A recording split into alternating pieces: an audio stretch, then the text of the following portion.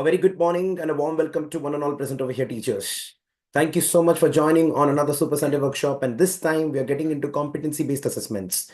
I hope all the participants who are present on Telegram got the link few minutes back. We're extremely sorry that this time I missed mentioning the link and the details in the Telegram group. And thank you so much for bringing it to my notice.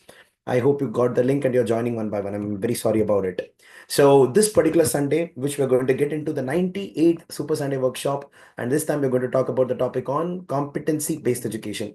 By the way, competency-based assessments. Now, this particular aspect of assessments is coming into picture because now it's the exam time and most of the children out there must be preparing on how to solve a particular MCQ. And the moment we talk about multiple choice questions, how MCQs are actually different from a descriptive question. Are they really necessary at this age or at this stage of life? We'll talk about all these things one by one. And I hope this particular session will give a broad spectrum on competency-based assessment. Especially the moment we talk about CBA, competency-based assessment, the questions are not really called as questions. They are called as assessment items. And majorly the people speak on two important aspects. One is called as the answer key, which is not a major issue, but what really matters is the distractors. Now, the distractors that are present in a question, there are four options. One will be the answer and the other three are kind of distractors. And these three distractors play an important role in understanding the misconception of the children. The interesting part about competency-based assessment through multiple choice questions is, for the first time, a teacher will be able to understand what the child has not understood in a very simple manner. I'll repeat it. If at all you give a descriptive question, a question which is like define photosynthesis or define the Pascal's law, the students will come up with an answer that they have memorized. Probably that's great. That's important, not that it's really bad. And they did a good job on writing it. Even if they have not memorized, they're going to write something related to Pascal's law, which might be actually giving you an information that how much the child has understood. I'll repeat it, how much the learner or the child has understood. But what as a teacher, we will not be able to understand what they have not understood. I hope you're able to understand. Identifying the misconceptions is an important and an integral part of every teaching. The moment you get to the class and you talk about a particular process or a system or a concept, delivering the concept in a certain fashion will make the children get into an imagination. You talk about anything, then anything that you picturize, the children, anything that you speak, that will be picturized by the children when they actually try to comprehend it. Now, this picturization cannot be really felt by the teacher. The teacher might think that whatever I'm speaking, the children are picturizing whatever I am picturizing. That's going to be the perception. But unfortunately, if there are certain pictures that are imagined by the children in a certain way that leads them to probably in a wrong direction, that cannot be identified. And for that, we need to have regular checkups. And these regular checkups are actually called as formative assessments. That is the reason even in national education policy and the new competency-based assessment pattern, they keep talking about multiple formative assessments. These formative assessments will make sure that you're actually having the right milestones. Somewhere this assessment for learning, of learning, and by learning, these are three different types. All the three have one sole purpose of if the child has understood or if I have delivered the lesson in the right manner, is the child able to expand on that particular concept and apply that to break. So everything boils down to the understanding of the concept. So that is the reason today's session on competency-based assessment will give you a very clear picture on how to really understand the children's mindset when you're talking something and what they're picturizing. So I would like to welcome all the teachers out there. I hope you got the context of today's session. It's going to be competency-based assessment and it's going to be from the circular of CBSE, and I'm going to begin the session from there. Actually, every year, even the last year, in the year 2023, for 23-24, they came up with a circular on probably in the month of April mentioning the details of how the exam pattern would look like, in which they very clearly said it's going to be, okay, just give me a moment. I think you're able to hear me, but some of you are not able to hear me. I can see it on the chat right now.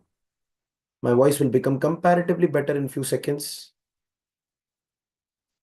Right now.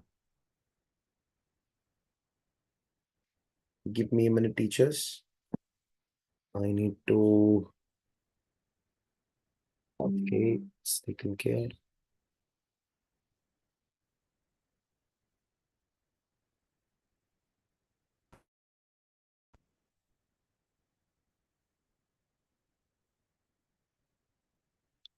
Is my voice comparatively better? Great. Thank you very much. The headphones Bluetooth didn't get connected, I guess. Thank you, Nisham. Let's quickly go forward, and I would like to share my screen, teachers. And I was talking about the circular. Every time they come up with a circular and they say that this is what is going to happen, but in the sample question paper, that will not get reflected. Last time also the same thing happened. While this time also, I think we spoke about the exam pattern, and we understood that nearly 70% of the question paper is going to be on multiple choice questions, but unfortunately that's not going to be the case, I think, because the sample question papers that we're looking at for 24-25 academic year, it doesn't really talk in that term. So let me share my screen and show you what I actually mean. So actually the term competency based assessment comes from the three basic learning attributes of knowledge, skills, and attitude. Let's have a quick revision on that as well simultaneously. But I hope you're able to see my screen. I don't know why. Come on, you should be able to see it. Great. I think now it's clear, right? Perfect. Great. Let's quickly go forward. So 24, 25, 25, 26. Like we'll again wait for the month of March and April. We'll get to know the details. Okay, done. So here we go. So the first one, so they released a circular on 3rd April, and I would like to open this circular directly and directly go through what CBSE actually mentioned. So the board, in accordance with National Education Process Policy, blah blah blah, made multiple steps towards implementation of competency-based education in schools, ranging from aligning assessments to competencies, development of exemplar resources for teachers and students, as well as continuous capacity building of the teachers, etc. A lot of sessions have happened through CBSE, through CIET, multiple organizations, including Super Teacher for that matter, to talk about what is competency-based education. Now, the board has released guidelines while like with the circular number 5 2000 dated, which is 2019. Then again in 2020 and again in 2022, and even it was there in 2023. And that this is that particular circular which talks about 3rd April 2024, where the current exam pattern is going to look something like that. So the changes of classes for classes 9 to 12th year end board exams is going to look like this. So let's go with this circular right now. No change from the previous academic session. They're just copy pasting the same thing. Competency focused questions in the form of MCQs, case based questions, source based integrated questions, or any other type, including assertion and reasoning questions. Now, why am I mentioning assertion and reasoning separately? It's because they are having a separate column written as assertion and reasoning based questions in their marking scheme. So that means I do not know why they've mentioned it separately if it is part of competency based questions, but still they've mentioned it. It's like mandatorily it's going to come. So second point is select response type questions, which is 20%, which is all about true or false, which is all about fill in the blanks in the form of MCQs. Ideally, it was supposed to be like that, but that's not the case. Constructed response questions, short answer and long answer type questions as per the existing pattern. So it's like 50 plus 20, 70% of the question paper was ideally supposed to be MCQ, but that's not the case. Now, same thing for 12th standard. There is a minor change that they're done from the last year. So last year it was on 40% of the question paper was on competency focused questions. 20% was on select response, which is again an MCQ, and then constructed response question was again 40%. So it was like 60% of the question paper contributing to multiple choice questions, 40% contributing to the long and short answer questions. But this year they said that it's going to be 70% MCQ and 30% it's basically constructed response questions. It's all on long and short answer questions. But when we look into the question paper pattern, when you come to the CBC website, let me open that to you. I think I did that. Yeah, here it is. So right on the home page, you have got the sample question paper. I'll show that to you again. So the moment we come to this page called a cbseacademic.nic.in teachers, so we will be able to see the sample question paper over here. Now under that, you will be able to see, click on it, SQP 24-25, class 12 and class 10. I click on class 10. and you have got sample question paper for the students. Now when I opened some of them, so say for example this is science sample question paper, I'm going to the top to see the instructions back again. See, all questions would be compulsory, however an internal choice of approximately 33% would be provided. Here internal choices or type questions, they give two choices and they do it. 50% marks are to be allotted for competency based questions, which is not in adherence to the circular that they released. I do not know. I would say this is a little bit of irresponsibility, but that's okay. Section A would have 16 simple complex MCQs and four assertion and reasoning type questions carrying 1 mark each. So this accounts to 20% of the question paper. Sorry, 16 plus 4 is 20. And basically, I think you've got total 40 questions, which is approximately 50% of the question paper coming under competency focused. Then you have got short answer questions, long answer questions. Then you have got very short answers. I think for here also you have got 2 mark questions, 3 mark questions, and 5 mark questions. So you have got source and case-based questions here as well, which is basically again another type of competency-based education questions. But this particular source and case-based need not be multiple choice question. It can be a descriptive question also. So based on the sample question paper, we are trying to decode this. Now, only during the board exam, students will probably come and tell us what kind of questions they actually received. So yeah, there is a small disparity over here, but somehow we need to make sure that we need to know that there is going to be multiple choice questions, and let's prepare the students according to that. And they have given the complete question paper. But today's session, it's not just going to be about what CBC mentioned, how is the going to be the board exam, but what's really important for us to understand is why competency based questions, which are multiple choice questions. See, competency based questions doesn't mean that they don't have descriptive questions. You still can have descriptive questions on competency, but let's understand what exactly these terminologies mean. Some of you, if you have been regular to the Super Sunday workshops, we would have done a similar session in the past, I think in the month of April. The moment the circular got released, we tried to understand what exactly competency based assessments are. And today's session is going to be a heavy adaptation from that particular area. But, anyways, let's go to the point to understand what is competency. And then let us understand the importance of multiple choice questions. And then we will understand how to solve each of these questions. So, actually, NEP 2020 has emerged as a highly anticipated master plan to completely transform Indian education system, and gradually we are able to see its effect. Good or bad, right or wrong is a separate point to debate altogether, and which has to happen for better clarity, accuracy, excellency, etc., etc. But right now it is becoming one of the game changers in the Indian education system. Based on the vision and recommendations of NEP, it was clearly understood that the best approach in India is competency based education. But before going forward in understanding this, we need to understand why did the need for this even occur. So the need for competency based assessment occurred with one particular exam that happened in the year 2009. I think most of you know that. Can you please tell me, teachers, what are we talking about? What happened in 2009 that led to competency based education getting emerged in India? Any idea? Come on, anyone?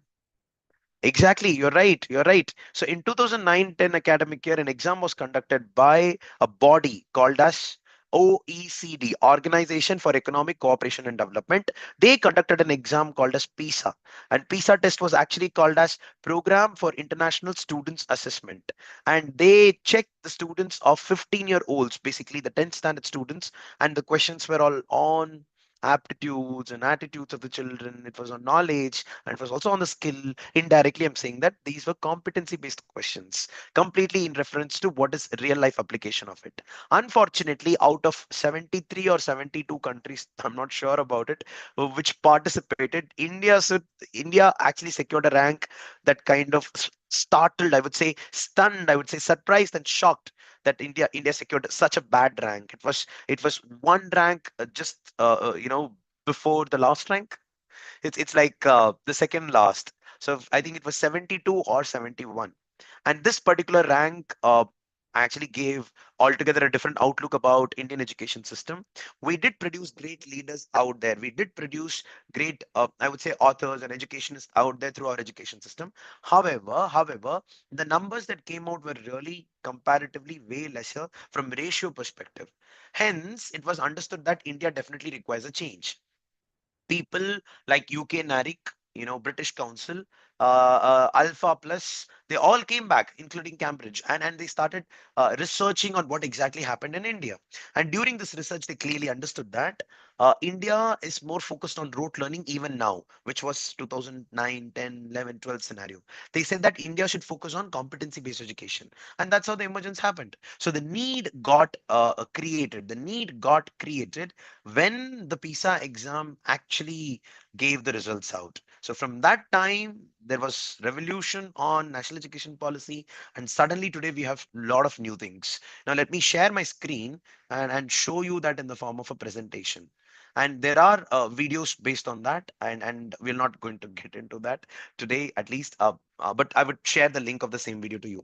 So knowledge, skill, and attitude. We have been talking about all these three things right from the beginning in almost every Super Sunday workshop. Now, KSA, knowledge, skill, and attitude, contributes to the learning attribute of a particular individual. It can be a student, it can be an adult human being like us. But what really matters over here is whenever we do a certain task or whenever we apply the learning that we have had on a certain task, it's not a matter of how much knowledge you have alone. It's not a matter of how much skill sets you possess alone. It's not about the interest or enthusiasm with which you do that particular task. It's not that alone. It's actually the mix of all the three things. So knowledge, skill, and attitude with the right combination to solve the real life problem is actually called as competency. For the teachers who are joining for the first time, I think you would get a good clarity on what exactly competency is. So competency is an amalgamation, I would say synchronization, or a symbiotic relationship between knowledge, skills, and attitude based on that particular learning. Now, here when we say skill, it need not be only the hard skills, it can be the soft skills as well. For example, I have a certain knowledge and I'm really good at speaking, for example. So here in this case, speaking or communication skills is a soft skill, and this has got nothing to do with the knowledge that I acquired. So here skills that the moment we talk about it mentions hard and soft skill. You remember hard soft skill? Last time we did in the previous session on the concept and skill Super Sunday workshop, right? 97, and today I think it's 98. So knowledge, skill, and attitude with right combination to solve real life problems is called as competency. Now, this particular competency, I think some of you might remember the slide. We spoke about an example where a doctor is treating an individual. So they should have knowledge of medicine, they should have knowledge of veins and arteries, and that's how they'll be able to get the right injection. However, when you do the action or perform the action of injection, there you need to have the skill of finding the veins, removing the air bubble from the injection, injecting the medicine in the right way. The third and the most important is the attitude, which talks about the patient's fear. It talks about disposal of the used vial. So knowledge, skill, and attitude all put together forms a good doctor. I hope you are able to understand.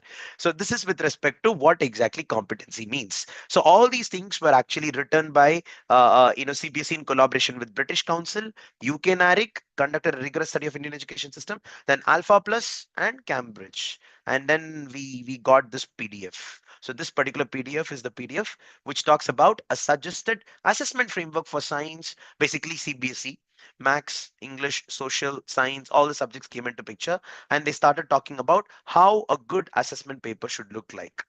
And that is how all these process actually started. And let me show you. So they went very deep actually, but to this depth, it was not really delved. Great, you can see how it is supposed to be done. Let me show you one sample. I hope. Okay, here it is. So the description of assessment objective. So one of the most important steps in competency-based assessment is understanding the learning objectives, which we will talk in some other session. But yeah, show understanding of explicit meanings, show understanding of implicit meanings and perspectives. So these are the learning objectives. And this is for the class. You should go through this to understand it better. And English duration, they have done the complete thing. So what percentage of each objectives is present and in every question. And they come up with the assessment item also. Let me show that. Coming down, coming down, coming down, coming down, coming down. Is this the one? Wait, I'll scroll it a little down. Great. So this is how it look like. It looks like integers. Come on. No, I think this is just the framework. No, I saw the assessment questions. I Give me 1 minute, teachers. Yeah, something like this. Calculate the surface areas over them. No, somewhere great. I'm so sorry. So here you have the question, then you have the answer, then you've got the guidance as well, how to solve that particular question, and then learning objectives coverage. So this particular document, to be frank with you, I did not go through as detailed as what CBC has launched, because when they came up with sample question papers, it was way different from this particular document. So, but from understanding what is competency based assessment perspective, I really liked that particular article. You should go through it. And then there is another assessment for competency based education at standard 10th. There was another paper or another PDF released, and that looks something like this. So these are the two links. Would you like to have these links with you right away? Let me share that on the chat. Some of you are asking it. I am putting it on the chat. I'm just going to put two links right away, ma'am and sir, and you can find it out on the chat right now. One, two, three. You've got one, and I am going to go with the second one, and that's going to be this. I'm spending some time over here. That's completely fine. It's important. So I've got both the drive links, and you can access these content. Okay. Done. Let's go forward. Let's go forward. So now this is with respect to British Council, NARIC, Cambridge, Alpha Plus working together for CBSE's change in pattern, and they made a video out of it, which you can find on the British Council website. But right now we're not playing this video. Let's go forward to understand the MCQs. So for that, I would like to show you something interesting. And that is types of assessments. Now, when we talk about types of assessment, we've got diagnostic assessment, formative assessments, you've got summative assessments, norm referenced assessments, multiple types. These are some of the types of assessment. But however, when we talk about competency based assessments, do they actually involve a certain type of question? Look at this, look at this. Now here you can see that multiple choice, match the following, fill in the blanks, picture identification. These are all type of assessment items. So type of assessment is different from type of assessment items. So what exactly is covered under multiple choice questions for competency based assessment? This is how they look like. So they are categorized under simple MCQs and complex MCQs, in which complex MCQs have got the type of multiple selection, assertion and reasoning, multiple correct answers, case-based questions, and sequencing or ordering. In CBSE, most of the questions revolve around simple MCQs, which is the first type, and a little bit on assertion and reasoning and case-based questions, majorly. However, the sequencing and ordering is not taken into that much of consideration. And let me stop sharing the screen and reshare it. It's getting stuck a little bit. I think you should be able to see the screen back again. Yes. So that's with respect to different type of questions. Now, every MCQ will have two STEM options in which key and distractors will be present. The art of creating an MCQ is amazing, teachers. If you get a hang of writing good quality questions for competency-based assessment, you will not leave that habit.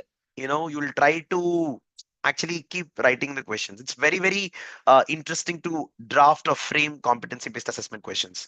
There are certain important features that you need to remember. We'll talk about how to write a good MCQ in probably some other session. Right now, let us focus on the different type of MCQs. So here, for example, let's go with questions one by one, and you try to answer them.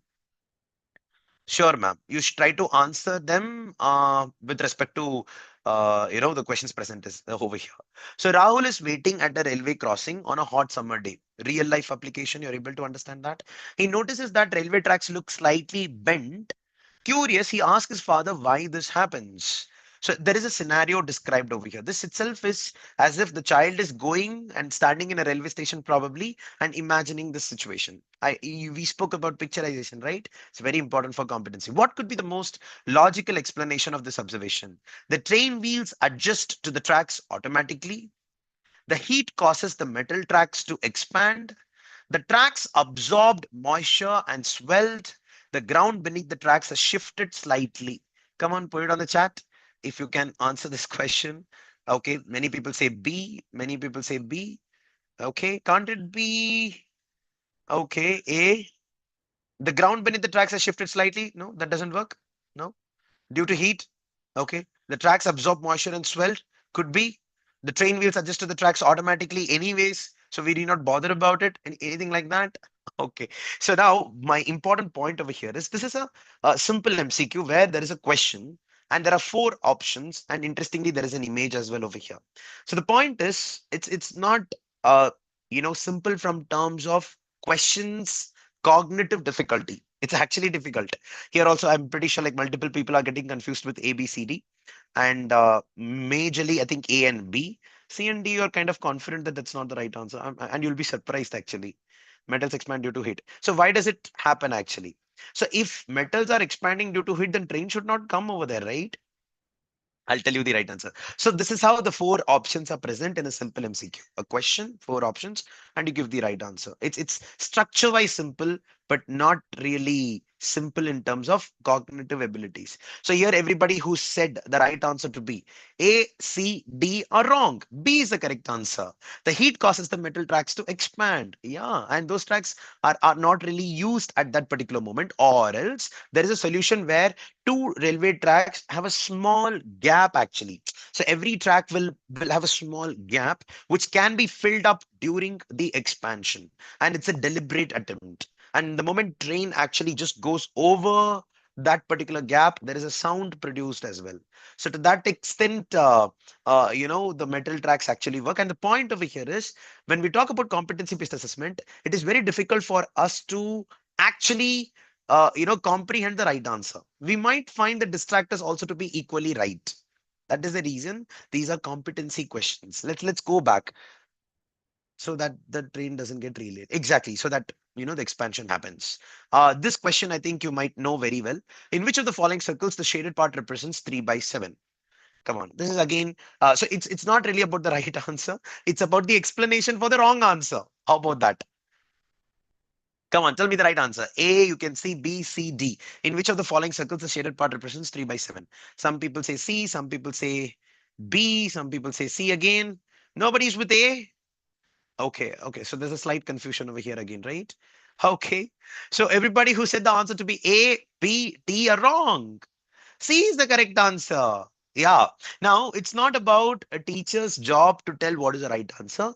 The job really lies when you say why B is not the right answer or why A is not the right answer. Indirectly, if somebody is marking B as the right answer, that means there is a misconception over there. That particular child is not able to understand the concept of fractions getting cut out from like a total number of portion, like it's from there. So the denominator which we write in fractions actually represents the total number of pieces. So there is a misunderstanding over there. Let's recap that. I hope you're able to understand. Similarly, if anybody mentioned option A is the right answer, somebody did not understand fraction itself means equal parts, and that's not equal. So the answer to the distractor is more important than the answer to the right answer. Let's go with more questions. Let's go with more questions. So that's with respect to simple MCQ. No, I'll go with assertion and reasoning question over here. Where is it? Great. Now, for assertion and reasoning questions, you can see that. Let me go with another. Let's see this. Arjun pushes a heavy box on a rough floor and notices that it stops moving after some distance. Arjun pushes a heavy box on a rough floor, notice that it stops moving after some distance. Assertion. Look at the assertion. The box stops because there is no force acting on it after Arjun stops pushing. The box stops because there is no force acting on it after Arjun stops pushing. What is the reason for it? Friction opposes motion and gradually slows down moving objects. Now, don't get me wrong that I'm getting into the scientific question over here. Just trying to get questions from the sample question paper so that that gives us some clarity. So which of the following is true? Now, assertion and reasoning questions are a very tricky sort of a question to answer. What really matters over here is the approach towards the problem. So यहाँ पे people, you can say that both assertion and reason are true, and R is the reason is the correct explanation of assertion. Both assertion and reason are true, but reason is not the correct explanation of assertion. A is false, but R is true. Both A and R are false. This is with basically here the last option could be A is true, but R is false. Something like that. They can have an interchange. So here in this case, everybody's saying the answer to be C. The box stops because there is no force acting on it after Arjun stops pushing. Okay. Okay. Some people are saying A as well. Both A are true, but R is not the correct explanation. Okay, let's not waste our time. I would like to focus on how to solve this. Teachers, remember, whenever we talk about competency-based assessment, this particular type of questions, especially like assertion and reasoning, there is a method. Let's understand this. There's a three-step process. With these three steps, you can actually solve it. If you know what are these three steps, I would request you to please put it on the chat. So the step number one, always read the assertion individually, separately, and check if it is factually correct or not. I'll repeat it. Read the assertion individually and check if it is a fact or not, if it's a true statement by nature or not. So let's understand the first step. The box stops because there is no force acting on it after Arjun stops pushing. So after Arjun is stopping the pushing, he did not push right now. The box is simply stopping over there, and it is said that there is no force acting on it. Is that a true statement over here? Now some of you will say that no, it's false, and some of you will say that it's true. So can you please put on then check if the reason is right? You're right, ma'am. You're right.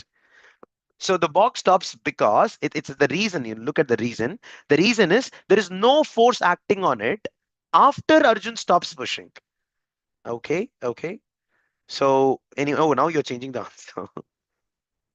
Come on. So is this a true statement? Yes, it's a true statement. The box stops because there is no force acting on it after Arjun stops. So once Arjun is pushing, during the pushing, there is a force acting on it. The force of Arjun pushing it forward, the force of friction on the box. But once he stops pushing it, there is no force. So here in this case, it's not the movement, right? So during the movement, friction is there, but not without that. He stopped the pushing over here. So that is the reason it's a little confusing question. We'll go with an easier question after this. But so this particular statement is actually factually true. Friction opposes motion and gradually slows down moving object. Is that a true statement? So friction opposes motion. You're right. When something is moving, it is opposing it and gradually slows down the moving objects. You're right. That is also true. So basically, the second statement is also true. So step number one, read the assertion individually. Check if it is factually true. Yes, it is true. The second step, read the reason individually. Check if it is factually true. That is also true right now. Now the third step is check the complete statement, assertion and reasoning. Check the complete statement, assertion and reasoning by joining them together if they are factually true with a word called as because. So here in this case, once he stops pushing, no, hey, okay, okay, okay. Ritu ma'am, your point is right. Tehseen ma'am, your point seems to be right. We'll talk about it. We'll talk about it. So the box stops because there is no force acting on it after Arjun stops pushing because friction opposes motion and gradually slows down moving objects. Yes, that's absolutely right. Yeah, you're right. That's where assertion reasoning is interesting. So the third point actually mentions the word because, in which the complete statement, if it is true or false, we check. We understand that the complete statement is also true. In that case, both A and R are true, and R is the correct explanation of A is the right answer. Suppose if it is the other ways that reason was wrong, then both A and R are true, but R is not the correct explanation. But C cannot be the right answer because here assertion is actually true, but we have written A is false. Exactly. Use the word because to connect the statements. Let's go with another question for better clarity. Let's go with another question for better clarity. Let us see. This is comparatively simpler and that's a good thing, no, Komal ma'am. So this is all about, the clarity that they have. Only thing is the framing of the questions should not be grammatically confusing them. That's it. So for example, Earth experiences a regular cycle of day and night. Earth revolves around the sun. According to statement number one, can you tell me the right answer? Let's go one by one. Statement A, assertion states that Earth experiences a regular cycle of day and night, which is absolutely a true statement. We all know about it. Earth revolves around the sun. That's also absolutely a true statement. So shall we go to the step number three? Step number three states that we need to follow assertion and reasoning and join them by using the word because. And let's check if it works. Earth experiences a regular cycle of day and night because Earth revolves around the sun. Is that a true statement? Is that a true statement? No, that's not the true statement. Yeah, exactly. Earth rotates on its own axis, and that's the reason we get day and night. So revolution is not, probably it's for right for the seasons, yeah, something like that. So here in this case, which of the following is true about the above statements? Both are correct, absolutely, but the reason is not the correct explanation of the assertion. So B is the right answer. So if we remember these steps, step one, read in assertion individually, check if it is factually true. Then read the reason individually and check if it is factually true. And then we go to the third statement where assertion and reasoning, you combine both of them by using the word because. That makes a lot of sense. And then we conclude with the right answer. Exactly, you're right. So B is the right answer.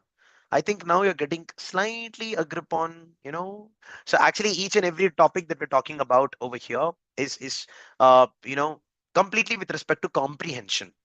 Not that the children do not know what friction means. Not that the teacher has not explained. Only when they go through the question like this, where there is a real-time application, there is a clarity that we get what exactly friction is. Does the frictional force act upon objects that are simply, standing? If yes, then that's a different option altogether, as Tessin ma'am was actually mentioning about it. So according to the answer key that I have in my given by my team, it says as A is the right answer. But after looking into Komal ma'am and Tessin ma'am's point, I still believe that B could be the right answer.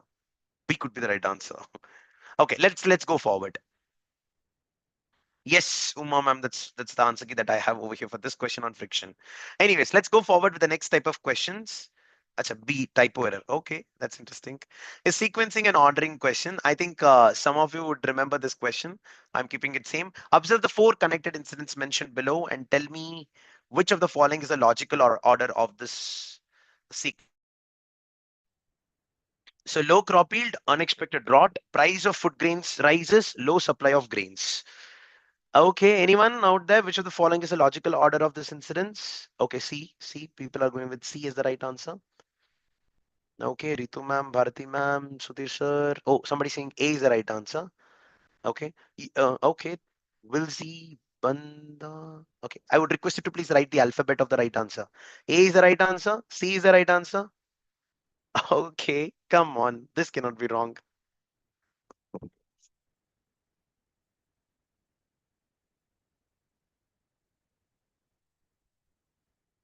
Okay. Okay. Everybody who said the answer to B, everyone who said the answer to be uh C. Okay, you're absolutely correct. Yeah. So it's like two. Unexpected drought happened because of which the crop yield was low. It was not that great. Yield is bad. This pongal was not really great. Something like that. Then four, low supply of grains because of which low supply of grains and the price of food grains actually rising. You're right because the demand is low. But here in this case, I have a very interesting approach because I came to know this from one of the students. He said that, sir, D could also be the right answer. D for Delhi. 3412. Why? Because in 3412, the approach is something like this. You feel the experience of the whole process only when you go to the shop.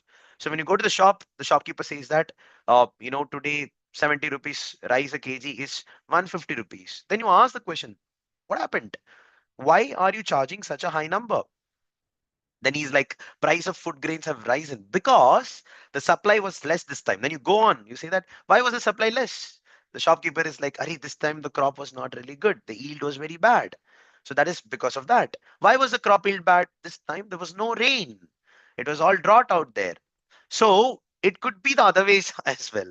See, the moment you talk about logic, logic doesn't really work only in ascending order or descending order. It can be either way, but there needs to be a logic, a connectivity, right? So in this particular case, sequencing ordering type of questions, ideally we should refrain from options that can create confusion. Like 3412 is a very good confusion according to me, which ideally should not have been there. So is D the right answer? Could be. Okay. So ideally, the answer C is given to be is a correct answer. That's the answer key that I have. However, D is not wrong according to me. So the person who set the question paper should make sure such kind of problems do not come. And if it comes, then CBC will assign mark for both the answers. C is incident, D is relating to the story. Uh-huh. Sequential order should be because, not due to. C is correct. Okay, wow, it's an open-ended question. While dreaming question paper, it should not. Oh, framing. I think by mistake you wrote dreaming, right, Sugameshwari ma'am? Yeah, yeah. You should have come from the world of SMS. You wouldn't make spelling mistake because now you're on WhatsApp, right? No, that's okay. I'm just kidding. Depends on the economy. Okay. It is the ability to think critically and make connections between different events or concepts. Students can be confused here. You're right, Maruti ma'am. You're right. Reflection form. Okay, come on, wait. We can ask DeepSeek. Okay, we can do that as well. Yeah, that's a good point, Sugamesha. We have to mention which is the sequence. That's great. That's great. Let's go forward. Let's go forward. Case-based questions, we all know about it. It's about giving a description of a particular scenario and then asking questions based on that. So here, under case-based questions, you can have assertion and reasoning also, according to competency-based assessments. But in CBSE, they have not come with that kind of a paper so far. Okay, so this brings us to the last part of the session. I would like to show an important website. Now there is this CBSE academic. So this particular competency based education. Let me go to. I'll go stepwise. CBSE academic.nic.in, and anything that you want to learn towards the competency based education and its assessment pattern. Apart from the sample question paper, you can go to CBE resources. Once you click on CBE resources, it will take you to another website. Okay, and it's not working. Why is it not working? I don't know. Let's click on it again. Mhm. Name is changed. If the name is changed, these guys should change it, right? Mhm. Oh, I can't see the option here. Let me go back here only. Where was it? I think that was there only in my presentation. So teachers, see, under CBE videos. So here it is working, right? Why is it not working over there? I'm sharing this link with everyone. I'm putting it on the chat. An important link in which you can learn the art of making question paper, basically. So yeah. So you need to go to the assessment, and under the assessments, we will have sample question paper coming up, curriculum aligned competency based test items for grade 6 to 10, question bank with multiple organizations, and video series on assessment and evaluation. Whatever we spoke today, it is a small part of these many videos that are present over here. So video series will be present for each and every different type of questions, how to frame them, what is competency, and how the children respond. So they talk about all these things. And in this, there is also one video talking about the importance of multiple choice questions. And that's what we are going to conclude on. For that, I would like to stop sharing the screen. I hope link is broken. Some amendment is happening, sir. Okay, ma'am. It's for the teachers. Yeah. Okay, Nisham. No, considering the timeline, I need to close on the examples. So that is the reason I'm going back to our presentation so that we conclude on multiple choice questions. And for that, I would like to, here it is. You'll be able to see the screen in three, two, and one. Now, what are some multiple choice questions attributes? Let's understand this and then we'll understand the advantages and then we'll close on this. MCQ can be designed with a diagnostic end in mind. That means in order to find out whether the specific areas of a given subject are adequately known or in order to detect misconceptions. What the child is not understood cannot be found out otherwise at all. The clarity that a child is getting or a learner is getting with multiple choice questions, especially if it's competency based assessment, that's the place where the learning is happening even during the assessments. So this can provide feedback on the effectiveness of instructions, especially the distractors. MCQs can be scored quickly using computer systems. You don't have to sit and correct the papers. Now, actually, I would say correcting the papers back in those days was quite an easy task because the question paper making, I would not say like that. Actually, question paper making was easy, correction was difficult, right? Correct. This is right. I'm sorry. So making question paper was easy. You just need to write, briefly explain the concept of water cycle. That's it. It was very easy. One line and the question is done. But correction of the same question is very difficult. However, the times have changed right now. It's more on making the question test items are kind of difficult, but correcting them is very easy. It's just multiple choice questions. So distractors can provide valuable information about how students think. Tests made up of MCQs can provide a better coverage of content than essay type questions, thus broadening the scope of the test. So, MCQs provide an opportunity to assess the abilities of students with difficulties in a fair manner.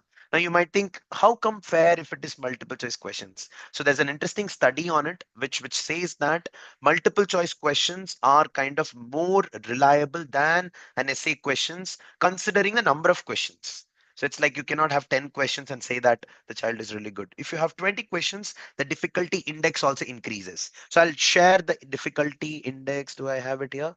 I have here. See, I was supposed to complete it, but let us see this. So the difficulty index is the percent of students who selected the correct response. For example, if 15 of 20 students chose the correct answer, the difficulty index for that question is 75%. I hope you're able to understand.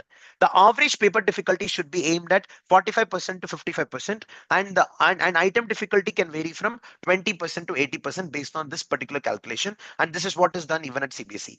When questions become too easy, only required rote memory to answer the question, it may have contained an item writing flaw.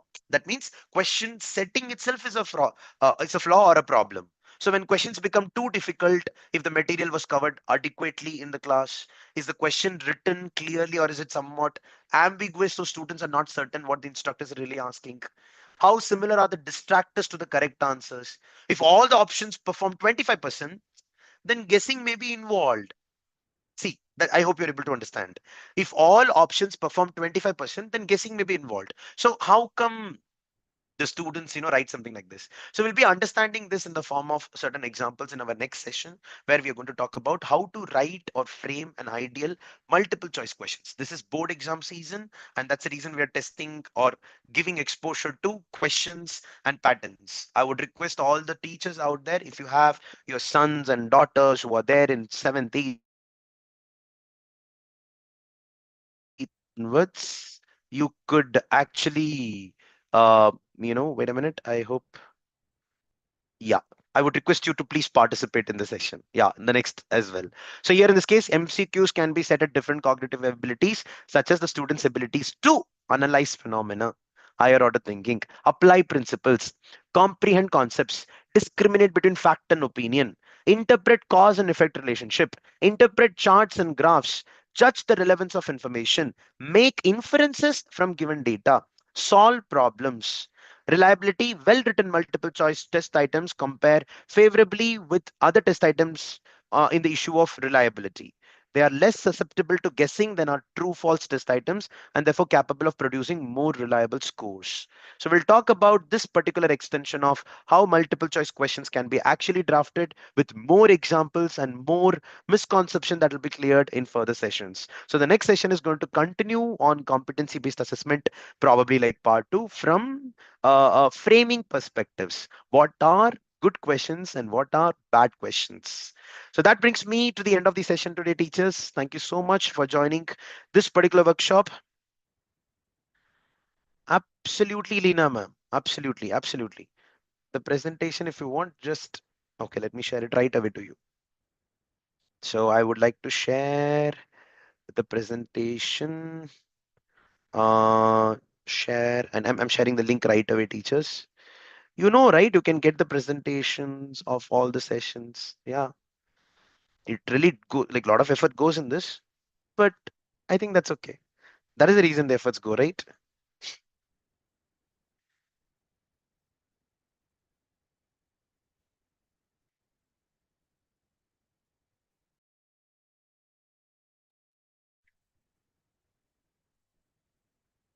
Yeah, here it is.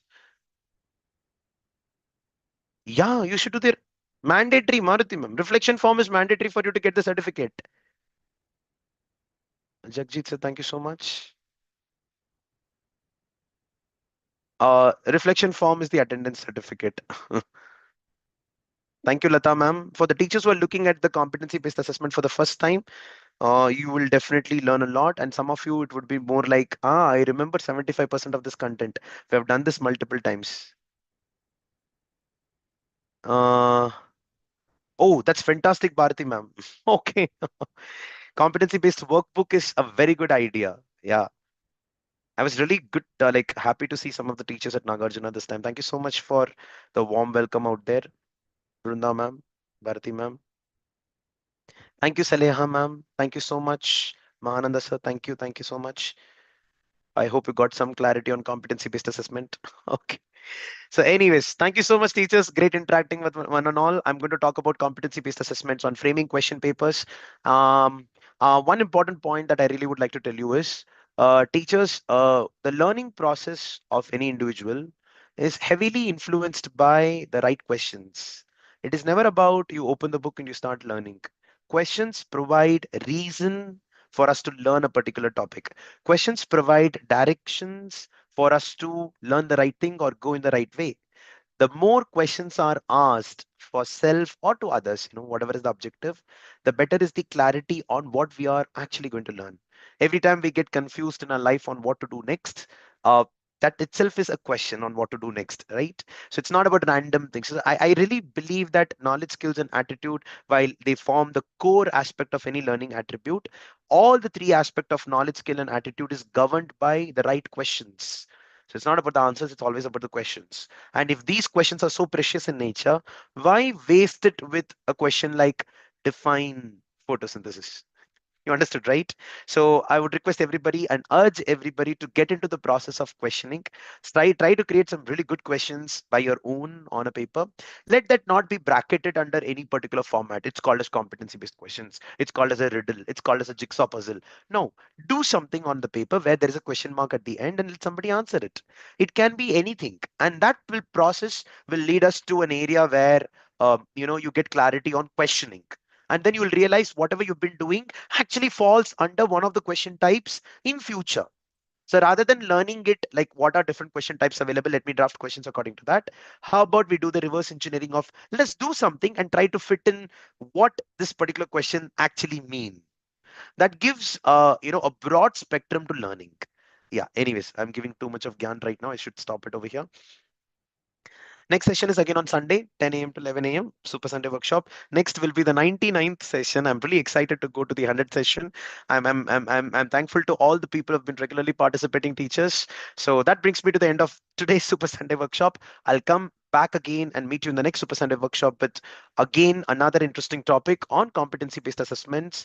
And until then, bye and Jai Hind.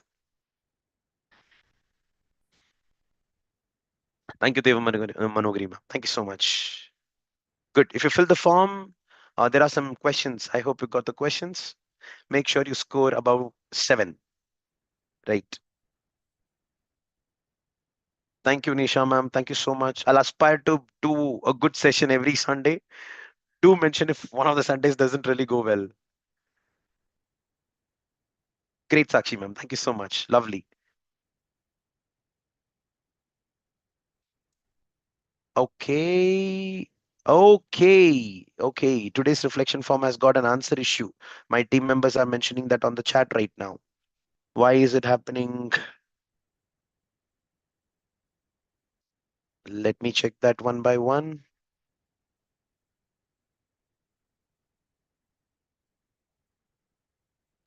Okay, understood.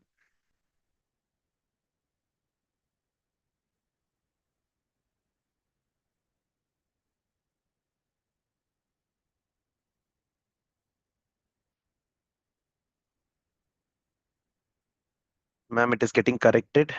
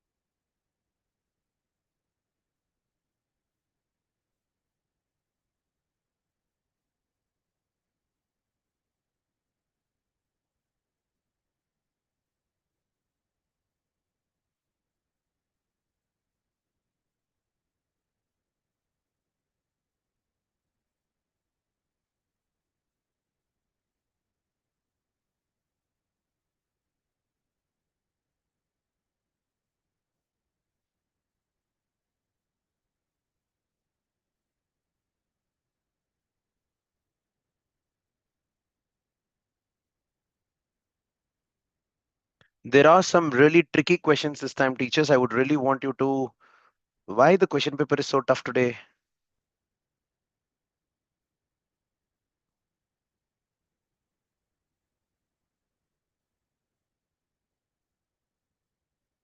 Great. I just checked it. So now you will get the correct answers will be there. But the question paper is actually tough. I'm so sorry. I didn't get involved this time. I thought the team would have already done, but this time the team are actually teachers. So no, that's okay. That's okay. You can use another email ID to fill the answers. If you would like to, you can fill the same reflection form with another email ID. Yeah, it's kind of tough. It's okay. It's okay. Just go for it. I cannot change the criteria of 7 out of 10, please. So make sure all the questions have the right answer, by the way. I would request everybody who has already written, around 200 people have already submitted, request you to please use another email ID and re-enter it. So that's the ultimate idea that I can give you, but that's okay. No, Dr. Parag Agarwal. I think I know which question you're talking about. There's which where it feels that none of the answer is correct, but actually it is correct. There are good explanation. That's what I was checking the key. Yeah, you need to score 7 out of 10 minimum. Correct. You scored 8. Okay, that's great. 8 out of, I think that's fine. So what? We all get satisfied once we get, the marks above the threshold.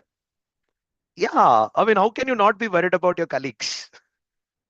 Anyways, that's okay. No problem. So that brings me to the end, teachers. I need to leave, and this is like spend time with your family, teachers. Have a fantastic Super Sunday. I'll meet you in the next Super Sunday workshop with Anon, another competency-based assessment session. Bye, everyone. Okay, let's have grace marks, Anita ma'am. Thank you, Parna ma'am. Thank you so much. Hope you're doing good. Preeti ma'am, thank you. Mamta ma'am, thank you. Uh, um, Miss Bajpai ma'am, I would request you to use another mail ID to fill the form again, and you will have my phone number written on the form. If there is any problem, do let me know. 8 on 10, 9 on 10. The first min students are boasting on their marks right now. Correct. Yes, Ashmita ma'am, we're going to learn more about it. Chalo. Thank you. Bye. Bye, everyone.